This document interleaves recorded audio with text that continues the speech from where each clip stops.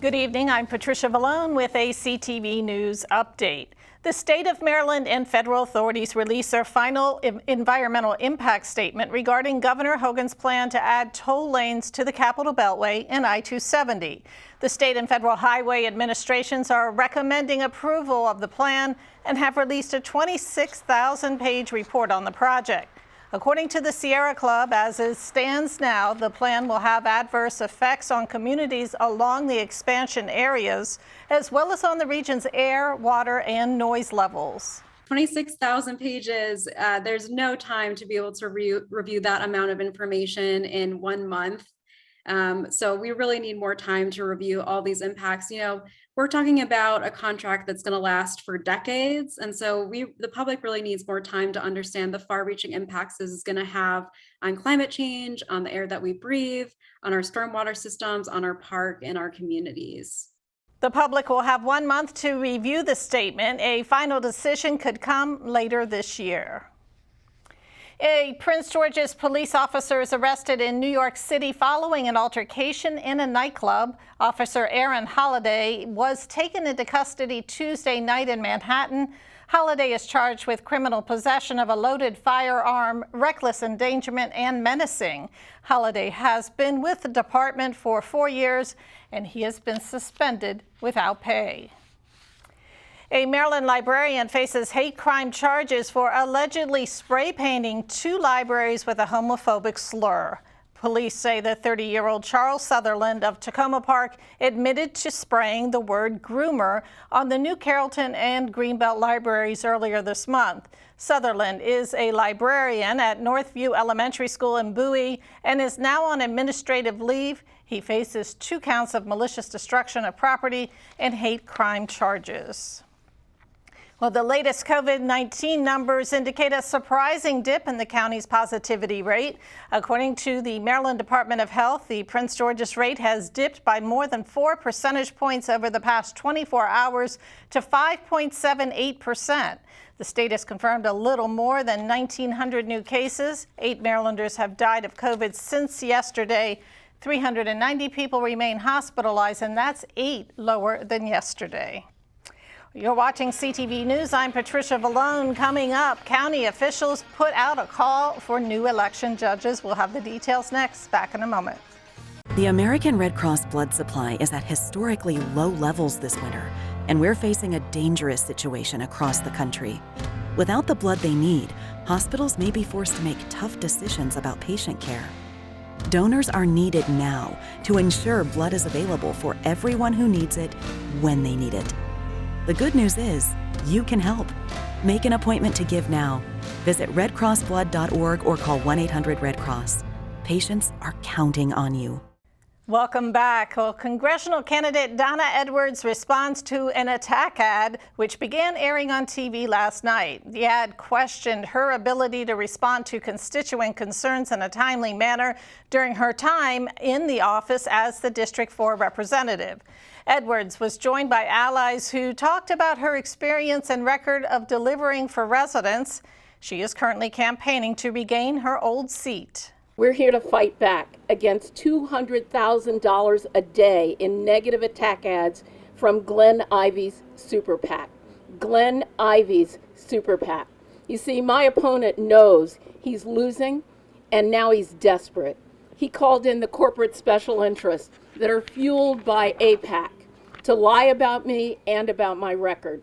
When Congresswoman Edwards was in Congress, she was an effective member of our congressional delegation. That is why Speaker Nancy Pelosi has endorsed her to return back, because she knows how much of a leader she is and the contributions that she made when she was there and that she will continue to make when she goes back onto Capitol Hill. Her door was always open.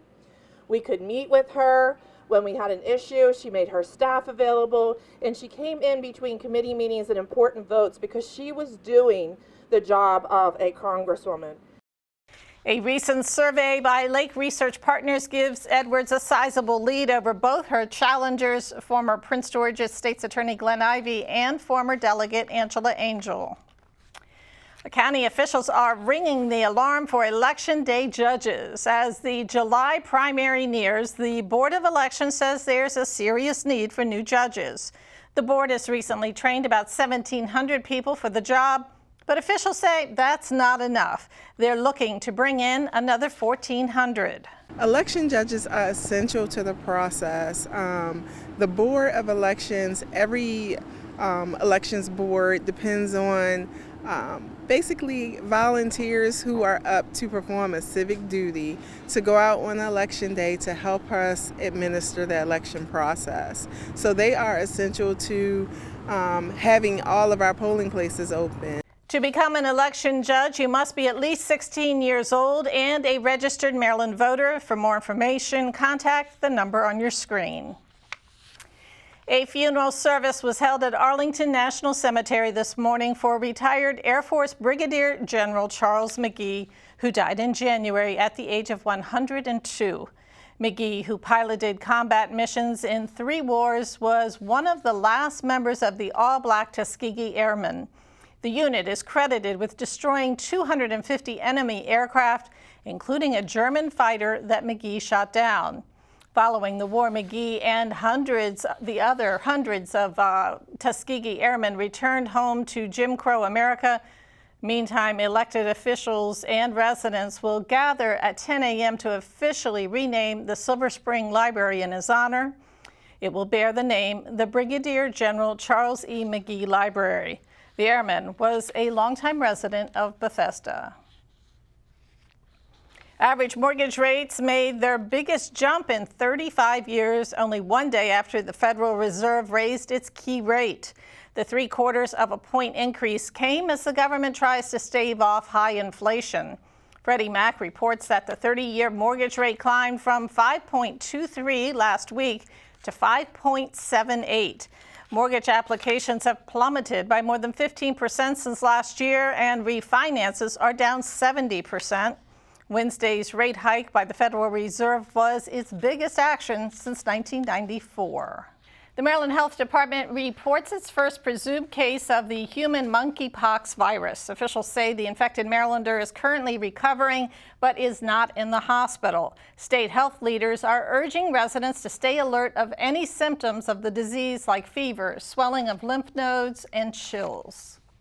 Still ahead here on CTV News, the Commanders wrap up OTAs. Laurencia Moten has details after the break.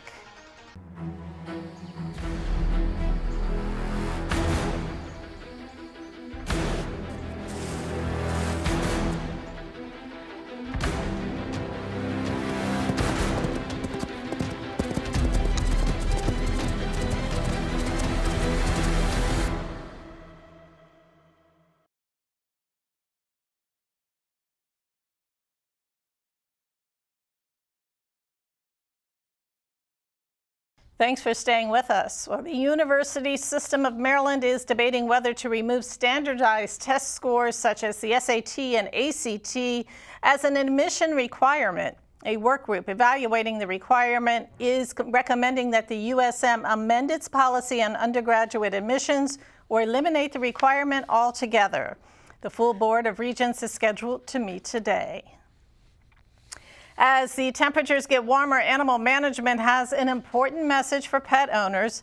Never leave your pets outside when the heat index reaches 90 degrees or more.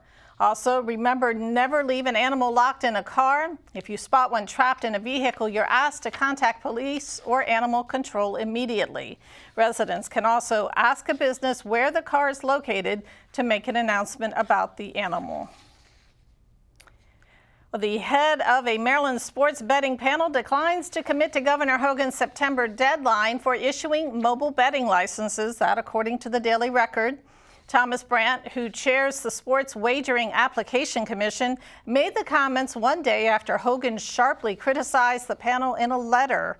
The governor says the commission has dragged its feet on mobile gaming and that he demanded that the panel have it available by early September.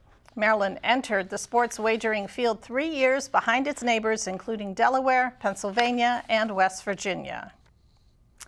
The NBA crowns a new champion. Our Laurencia Moten is standing by with the story. Thank you, Patty. The Golden State Warriors are NBA champions once again, knocking out the Boston Celtics 103-90 last night.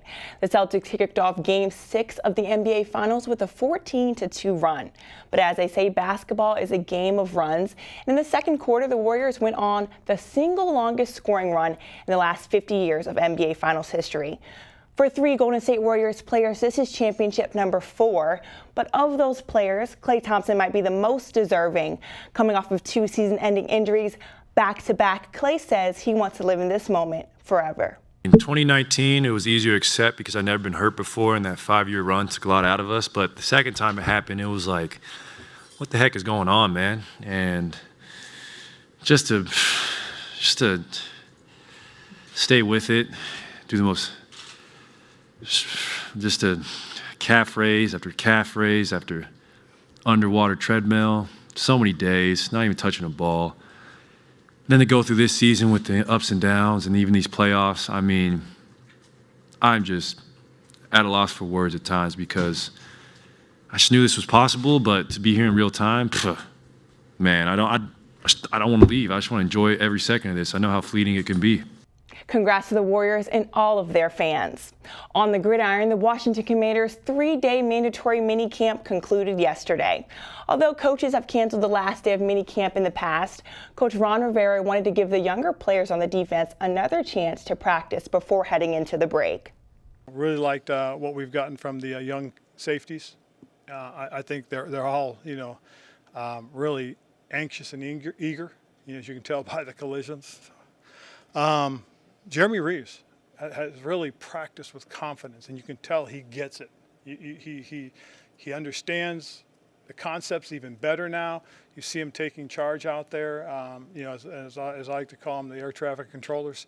They're helping with the checks, helping to make calls to get guys lined up and stuff like that. That's what you're really looking for. Meantime, some hard-hitting practices have resulted in Coach Ron Rivera being fined $100,000. Along with the fine, the team will also lose 2 OTA practices next season due to excessive contact. The team will pick up with training camp beginning on July 27th. Back to you, Patty. In just 2 days, Americans from coast to coast will gather to celebrate Father's Day. CTV News spoke with shoppers in Largo about what Father's Day means to them. Father's Day is a great opportunity to recognize and honor fathers. It's about enjoying the time with my son, but whatnot, and that's why I'm here, to be with my son for Father's Day.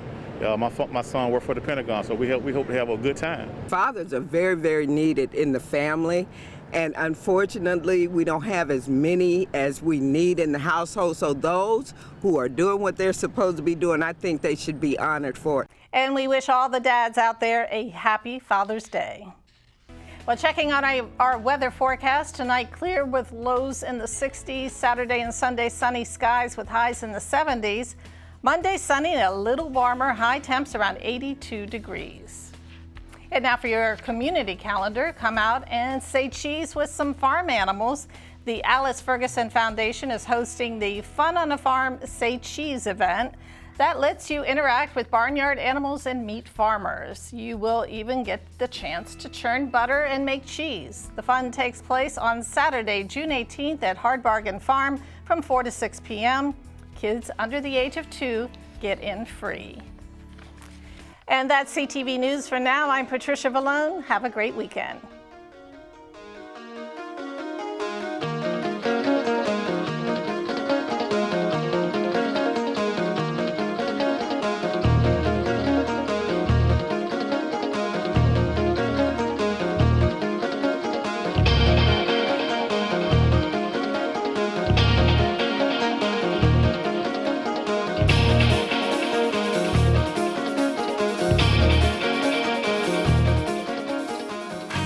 For the 1 in 365 African Americans battling sickle cell disease, a cure exists, yet many Black patients do not have a compatible donor available on the Be the Match registry. You could be the cure. Learn more at endsicklecell.org.